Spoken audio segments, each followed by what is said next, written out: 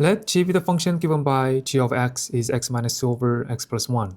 Find all values of c that satisfy the conclusion of the mean value theorem on the closed interval from 0 to 4. Okay, the mean value theorem states that there exists at least one value of c in this interval such that g prime of x is equal to average rate of change, g of 4 minus g of 0, 4 minus 0.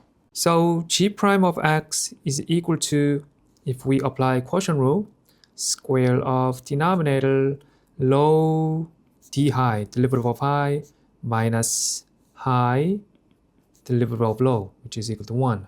High is numerator, low is denominator, right?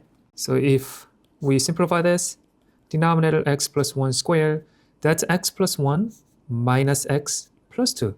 So that is equal to 3. Now let's find the value of this average rate of change. G of 4 is equal to 4 minus 2 over 4 plus 1. That's 2 over 5. G of 0 is equal to 0 minus 2 over 0 plus 1, which is equal to negative 2 over 1. That's negative 2. So this is equal to 2 over 5 minus negative 2 over 4 minus 0, 4. That's 2 over 5 plus 2 over 4. And I'm going to multiply by 5 here. Then that's 2 plus 10 over 20.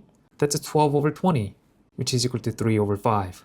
Now, the next step is, since g prime of x is equal to this value, the slope of the secant line, then we can set g prime of x, which is equal to 3 over x plus 1 squared, that is equal to 3 over 5.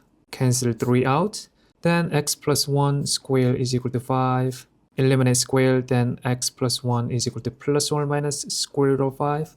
So x is equal to negative 1 plus or minus square root of 5.